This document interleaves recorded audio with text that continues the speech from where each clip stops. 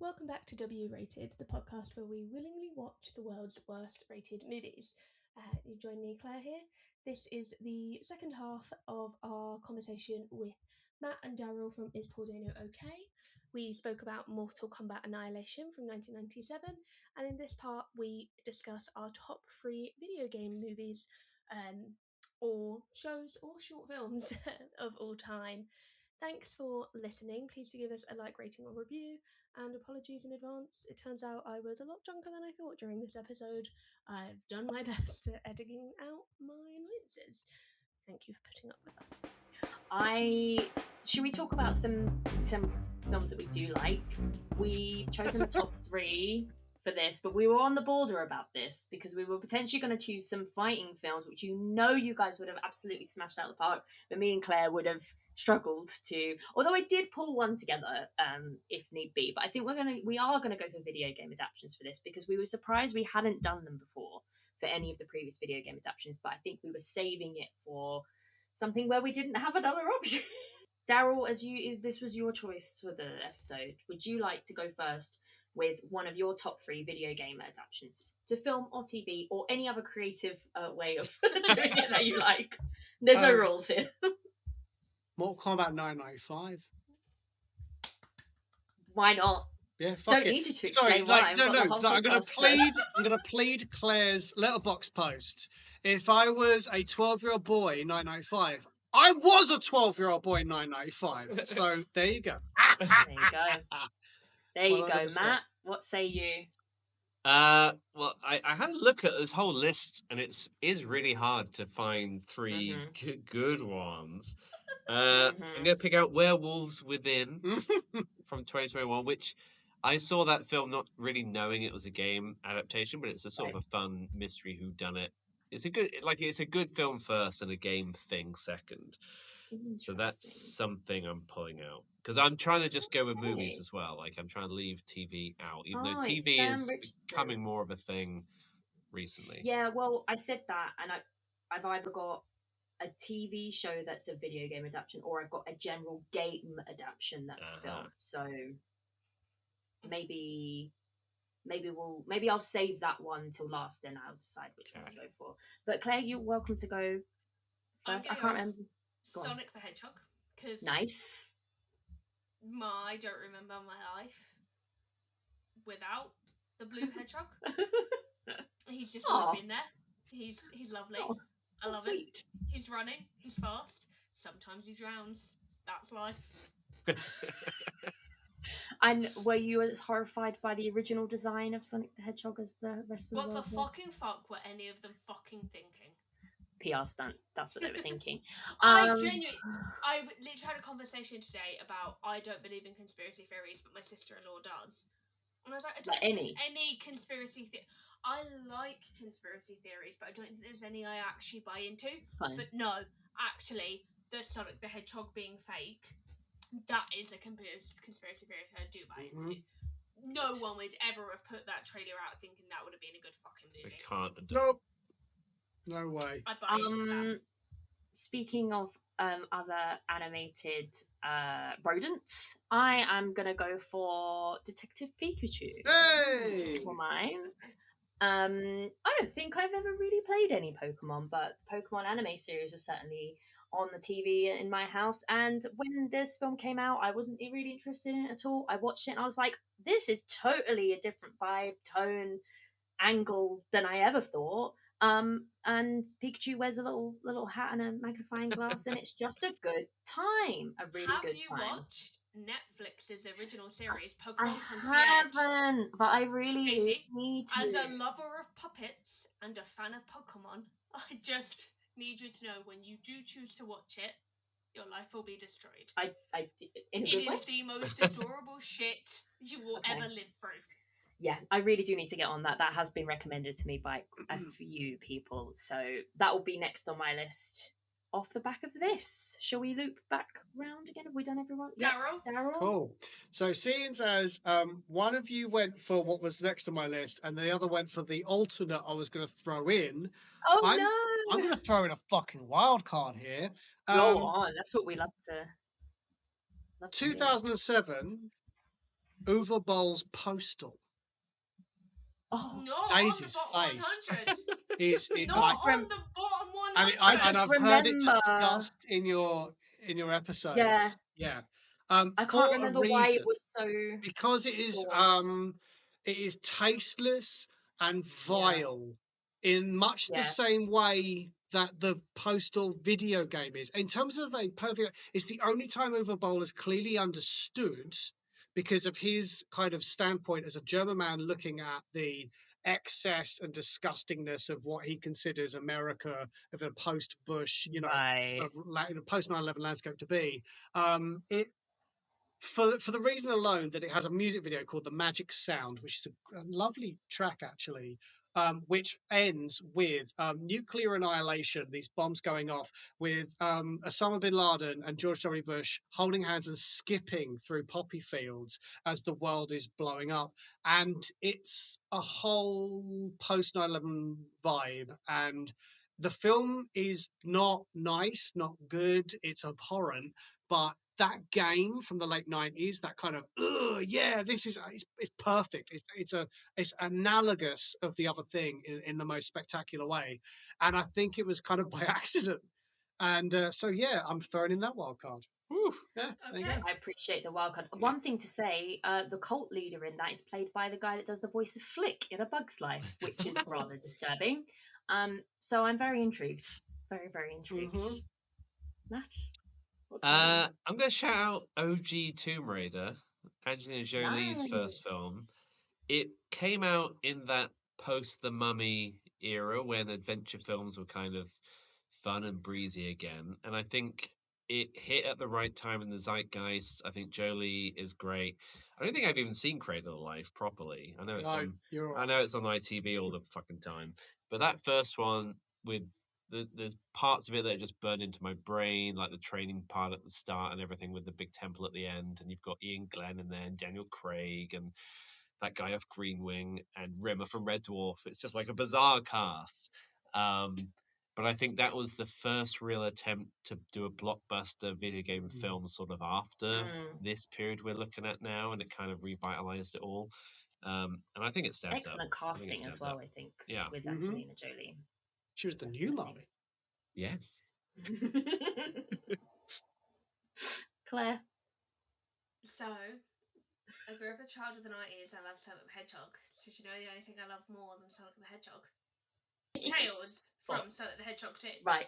Okay. So my choice will be Sonic the Hedgehog 2. I'm seeing a pattern. Fair play. Anything to add other than the emergence of Tails? I was really pissed off that it was Knuckles' film because it should have been Tails' film. I love Knuckles. Knuckles is great.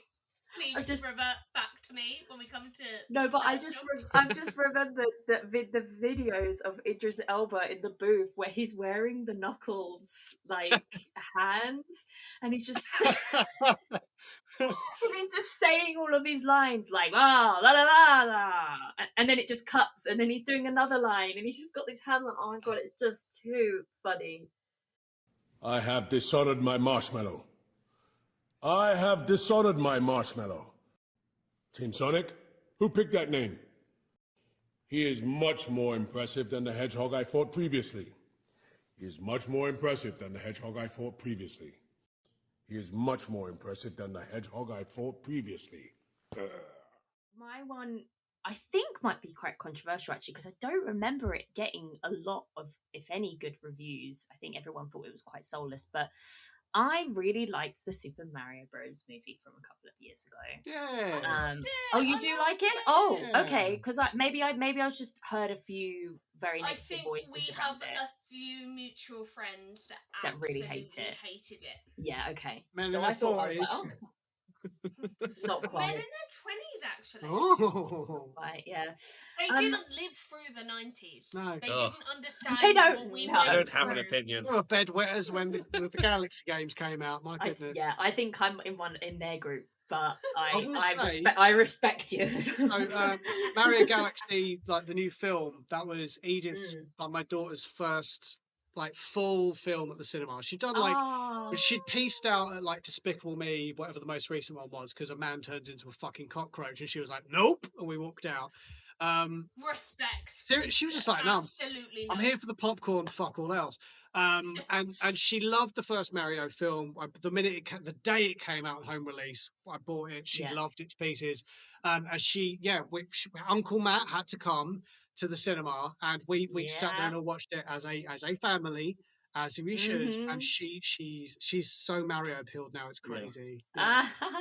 I'm The looking. best and worst thing about the Mario films is how much like the games they are, and then there's absolutely no plot. But they look fucking great. Well, this is it. Is that it doesn't have a plot beyond the plot of the games, but they make it work, and they've got all And of it these looks like little so nods. nice. It looks great. It's got. I would argue that I would prefer them not to have all of the like pop songs in it, and just go for like their own soundtrack.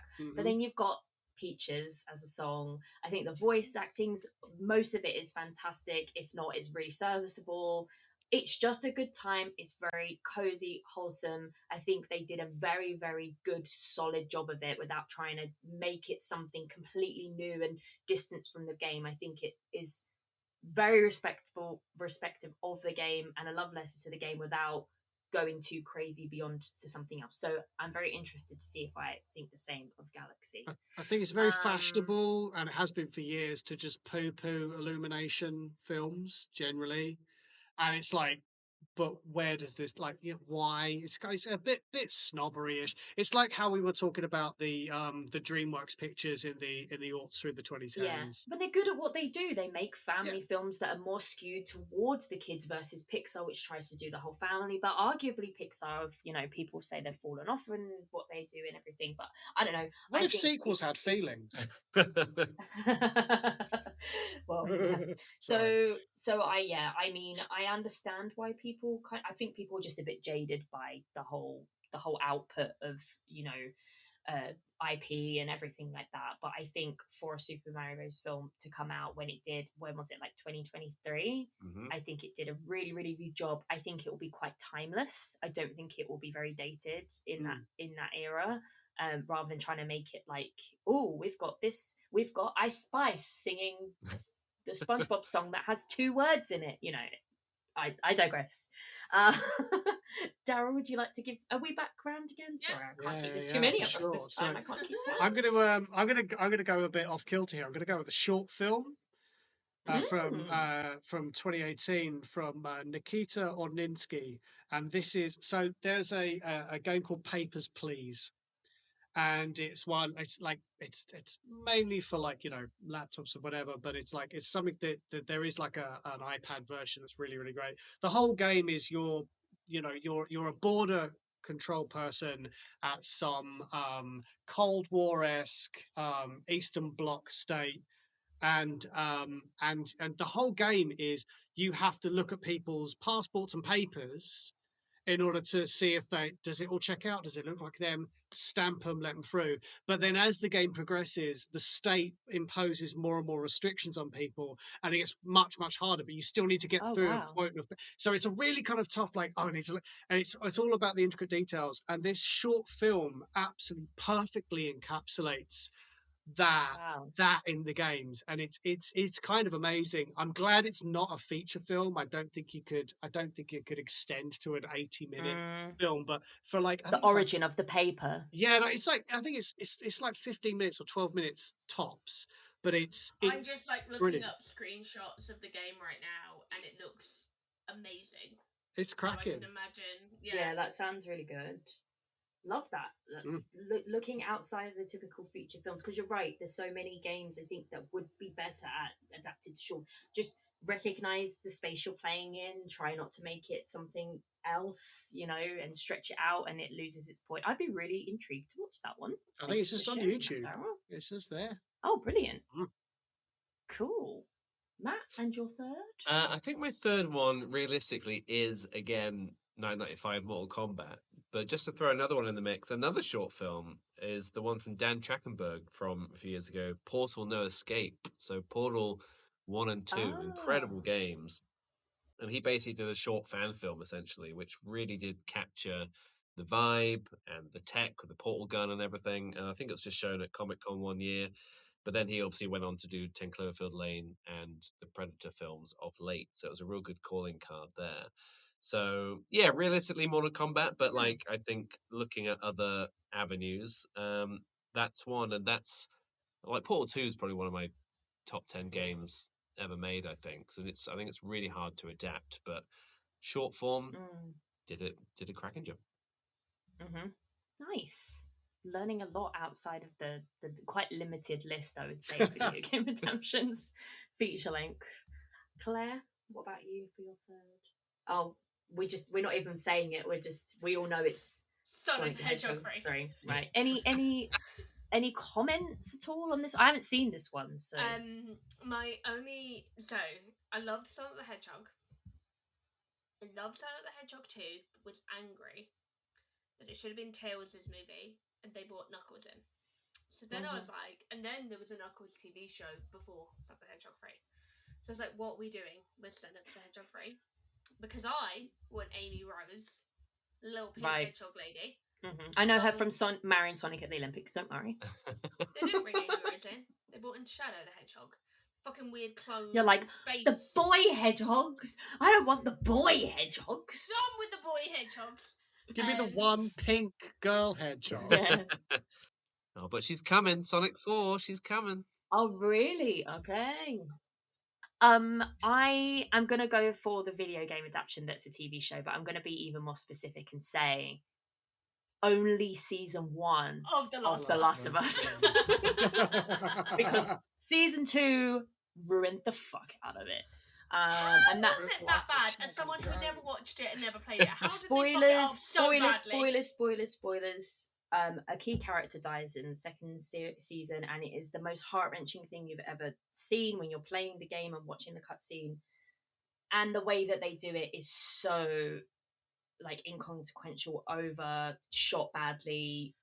Yeah, So they just did it a massive disservice. And I don't know, again, as someone who's not in it, but I've heard that in season 3 they're going to reshoot it and do it again and make you care. Oh, for God's sake, just no. Don't do that. Just stand by your stupid decisions. Jesus. But the first season is perfect. It completely encapsulates the game. I was into a podcast with Craig Mazin, who is the director of some of the scary movies I'm now just finding out, or writer, Yep. which is crazy. He was talking about how he translated some of the way that the key of translating a video game into a show or a film is you don't just copy the cinematics. You don't just copy. You have to think about how someone feels when they're playing the game and translate that to how that would be then communicated to someone who's not actually playing, controlling something. And I thought it was so fascinating because I could really see how that had translated. Well, all of that went out the fucking window in season 2, didn't it? Where like it was, the way it was shot was terrible, and yeah, it just really ruined everything. But it's a well-made show all in all, and if you're not that much of a fan of the games, I think you'd love the second season. But the first season's perfect. It encapsulates everything about playing the first game. I think the performances are wonderful, and I think it is one of the best made shows that was out there at the time. I did the other one I was going to pick was a game adaptation. I was going to pick Dungeons and Dragons because I had a lot of fun with that. But I think I might have even picked that for a top 3. Not the 2001. No. No. The more we recent covered that one. when we did Dungeons and Dragons and The Name of the King. I think we did real movies, and I think you did pick it for that. Because that's a lot of fun. I also want to see, and it's not come out yet, and I haven't played the game, but I've watched a streamer play the game, is Exit 8. Yes. So, yeah. Cannot wait. So, I really want to see that. I do want to see that. I don't know the game at all, but I do want to see the film. I think it's a really fascinating move talking about the translation of games to a different medium, because that's an anomaly game.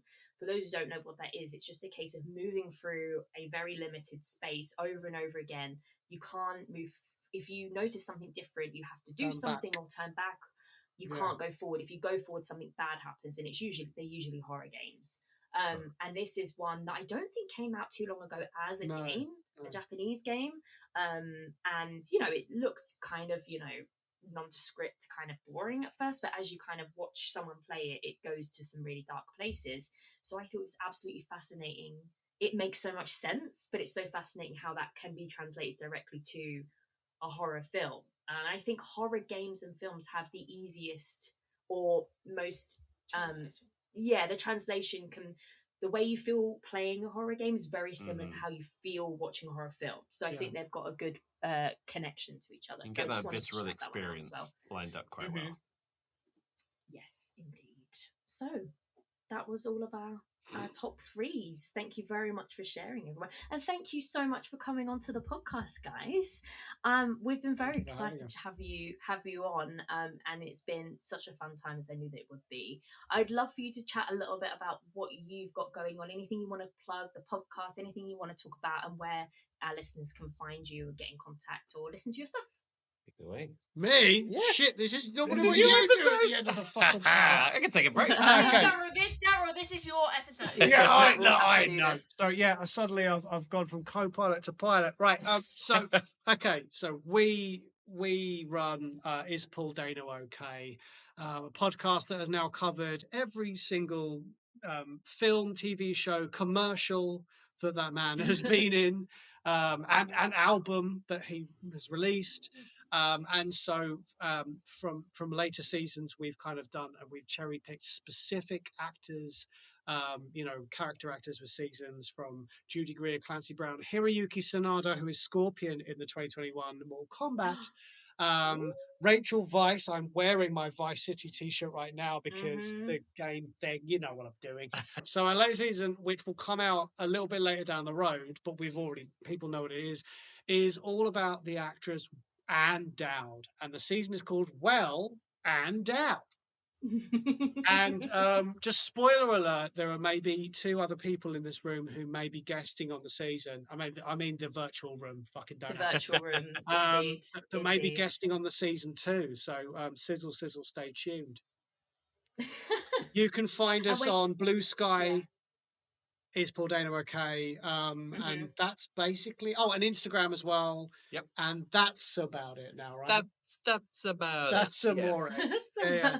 Fair enough. Amazing. We've ordered pizza. That's why he's got the hand action. Okay, fair enough. That's fair what enough. that is. Matt, anything else? No, that's basically it. Come follow us on the show. Well and Down will be starting soon, but you can go backtrack and hear all our other episodes. Who did I miss out, character actor wise? There's CCH Pounder and Stanley Tucci. Stanley Tucci, the recent ones. Yeah. But you can hear Claire and Daisy on episodes from to past as well, including ones on Judy Greer and Clancy Brown, and and CCH Pounder, yes, for RoboCop 3. Otherwise you can follow me at Matt Brothers on Blue Sky, Matt_bro at Letterboxd.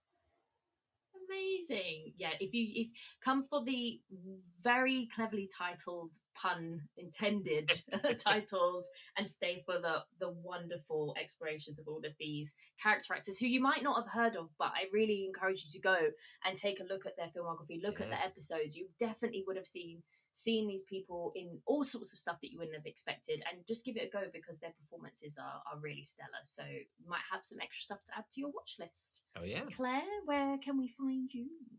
You can find me at Claire Ellen Hope, Claire without an I, Letterboxd, Instagram, Twitter, TikTok, anywhere that you want to find me.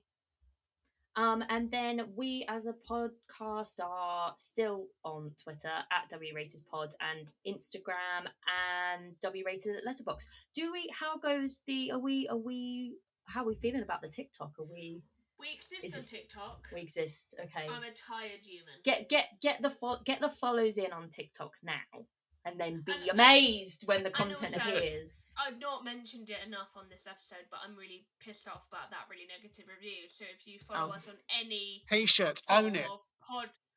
If you follow us on any form of podcast platform, if you'd like to give us a non-negative review, I'm not shallow. I think the first piece of merch we release should be shallow and under researched. I think it's got a ring to it.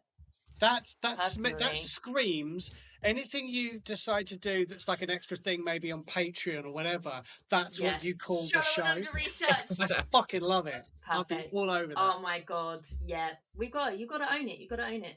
Yeah. I'm not really on social anymore, but I check it from time to time. I'm on Instagram, Daisy Victoria Edwards, and on Twitter at Daisy Vic Edwards. We'll be making the Blue Sky move at some point, but as I say, don't really use it anymore. Anyway, I just want to give really, really, really big thank you to both Daryl and Matt for joining us as a duo. They've set us up for a beautifully recorded episode, I am sure, today. So thank you so much for taking the time and joining the Daryl's episode. Matt, we'll look forward to having you back on. Matt's literally going to be back on in like 2 episodes. Yeah, I'll see you soon. Personal torture. Oh yeah, of course. When we do the a special Mortal Kombat 2 review as well. So thank you for everyone for tuning in. If you enjoy listening to our podcast, please give us a follow or subscribe. And if you're feeling generous, a rating and review. We hope you join us for the next episode where we take on our next worst rated film. See you then. Mortal Kombat.